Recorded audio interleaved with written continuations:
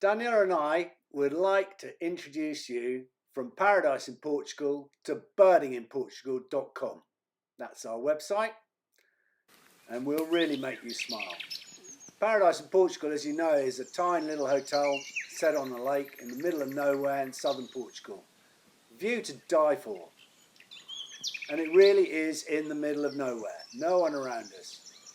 We're a tiny little oasis, totally solar powered, really good food, lively conversation, comfortable beds, and of course loads of peace and quiet. There's water sports if you need them, but the essence is on comfort. And of course there's a star show every single night. But this is about birds. Birds in the garden. Of course we've got wrens nesting really inside.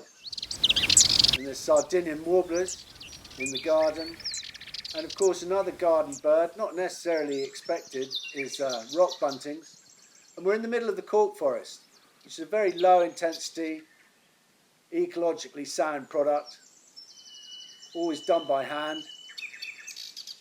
And with the cork forest come birds that really like woodland. Things like wryneck. And nesting in the garden are serins. And melodious warblers.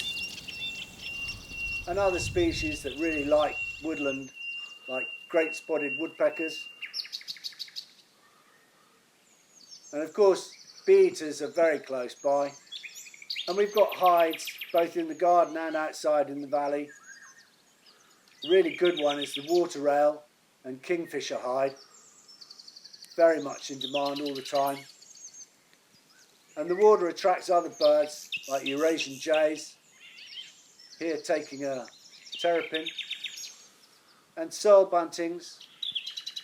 And a little bit further afield we have black-headed weavers, introduced species. And in the garden we've got a golden oriole hide, which is again very much in demand. And they're actually in the garden, you can see them really close. And it's especially good for photographers because you can get shots like this. Just great. And we've got portable hides as well. Go out if we find a good nest. Here a hoopoe. Or of course redstarts. Right on the edge of their range here. And we go out either in cars or we've got a 9-seater van, so we can deal with quite big groups. Marshland birds, Savvy's warblers, collared pratincoles, black-winged stilts, and little bitterns aren't that difficult to find. And of course anywhere where there's marshland and water you've got flamingos. Fantastic sight. On the cliffs we've got white storks breeding at sea and peregrine falcons that you can look down into the nest on. And of course loads of yellow wagtails.